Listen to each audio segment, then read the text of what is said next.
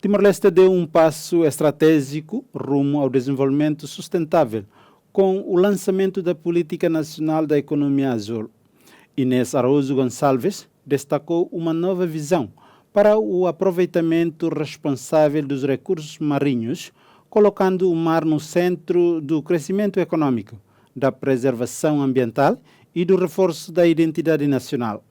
A política define prioridades e ações para o próximo 10 anos, envolvendo o Estado, parceiros de desenvolvimento, o setor privado e as comunidades locais na construção de um futuro mais sustentável para o país.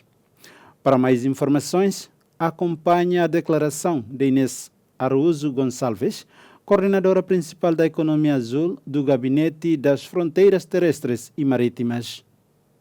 Como vimos há pouco neste vídeo, Timor-Leste é abençoado com recursos naturais marinhos vastos e de uma beleza e biodiversidade única. Esta é uma das maiores riquezas do nosso povo, os recursos naturais que vão permitir assegurar o desenvolvimento nacional sustentável do nosso país.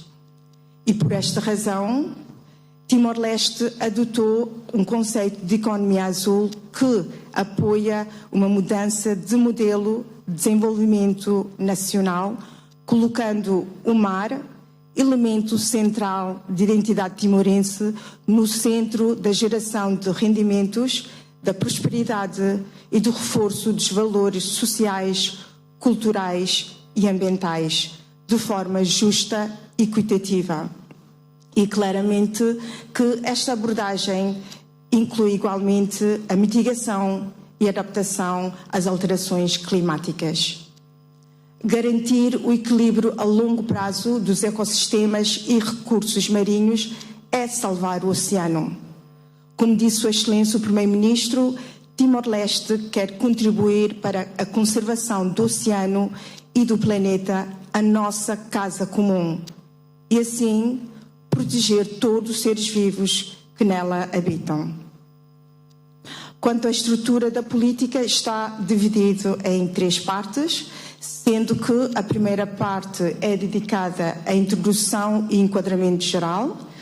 A segunda parte é o quadro estratégico da política, que inclui eixos, os pilares, os objetivos estratégicos da economia azul.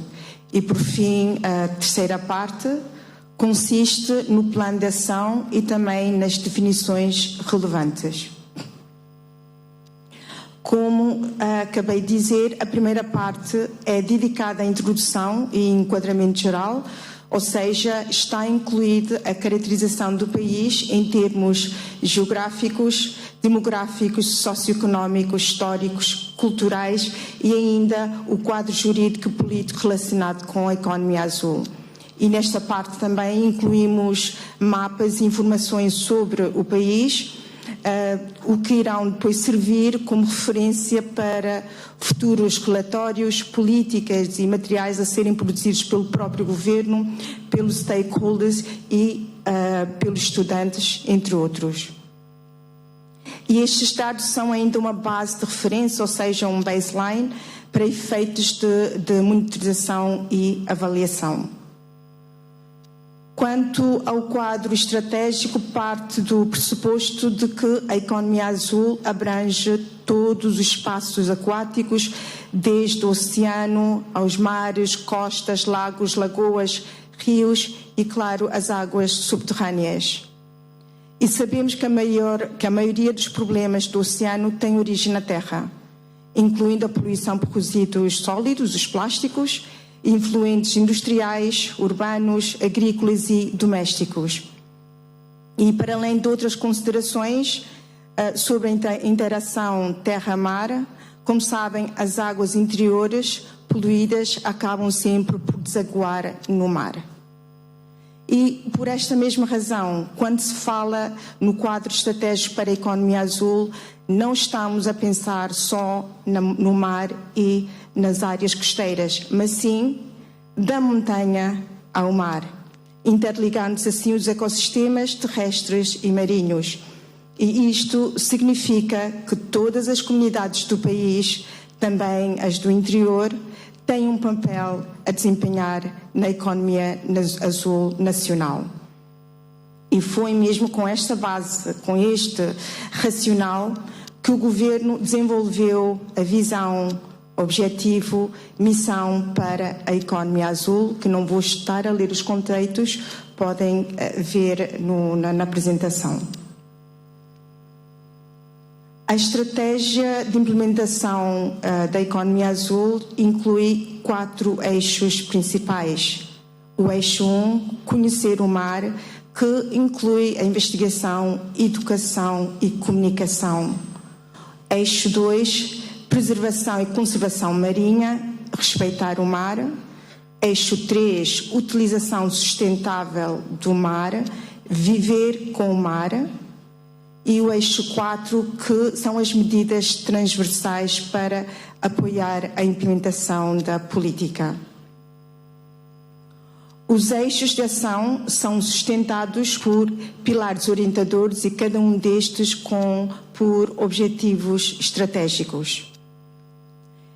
E por uma questão de tempo, não poderei alongar-me a explicar cada um dos pilares e objetivos estratégicos, mas considero importante deixar-vos aqui com algumas considerações. Para proteger, conservar e valorizar o ambiente marinho, é necessário conhecer o capital natural e a importância dos serviços dos ecossistemas, promovendo um desenvolvimento económico que use esses recursos de forma sustentável.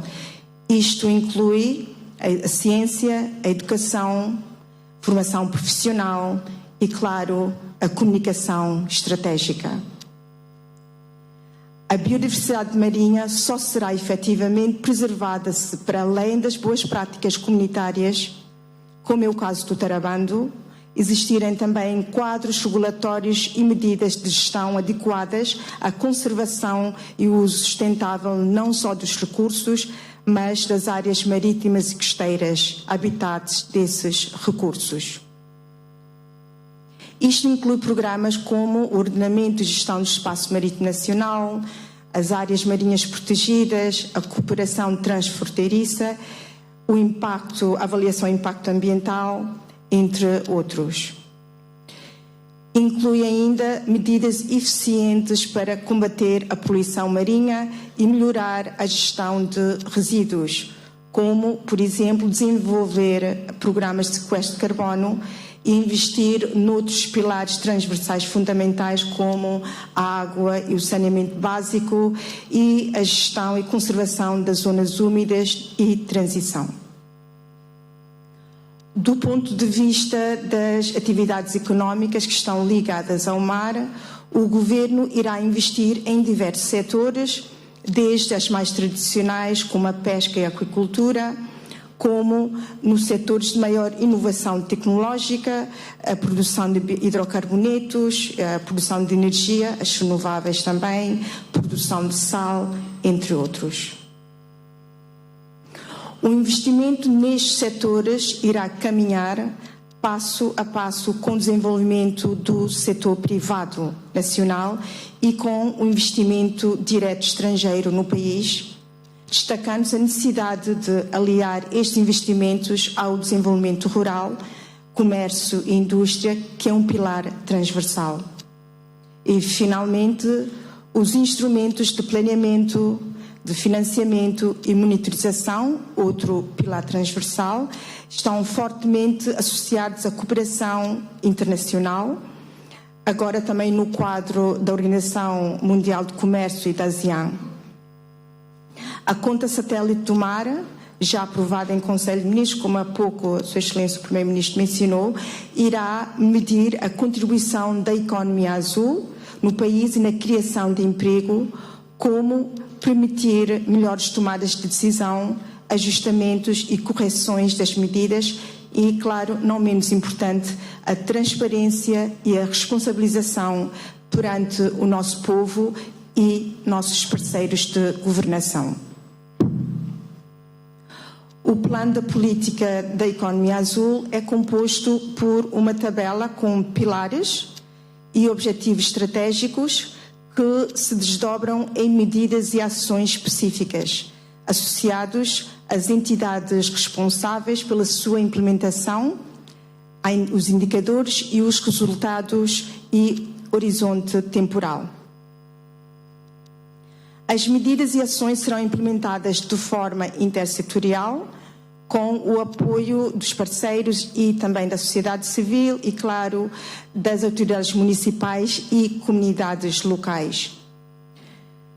Aproveito esta oportunidade para sublinhar que, relativamente às entidades responsáveis, ainda não foram identificados neste documento os parceiros que estão ou que irão estar a cooperar na implementação das atividades. E é possível que, quando tivermos mais informação sobre os parceiros de governação, tenhamos de vir a atualizar o plano de ação. Em concreto, e no que respeita às medidas e ações aprovadas, estas estão associadas a alguns indicadores e resultados para poder facilitar a fase de monitorização e avaliação e para identificar mais rapidamente os resultados, ou seja, os outcomes dos impactos no bem-estar da população. As medidas serão implementadas a curto, médio e longo prazo, de acordo com os níveis de prioridade e em função das fontes de financiamento disponíveis e, claro, da disponibilidade orçamental, mas também da complexidade das mesmas.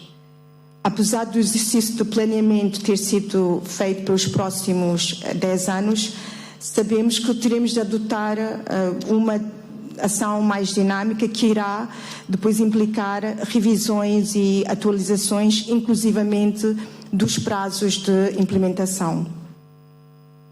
Em resumo, a intenção do Governo é que este plano sirva de roteiro para orientar os planos anuais e quinquenais do Governo, por forma a conciliar os ciclos orçamentais, bem como o alinhamento com os programas estratégicos de cooperação.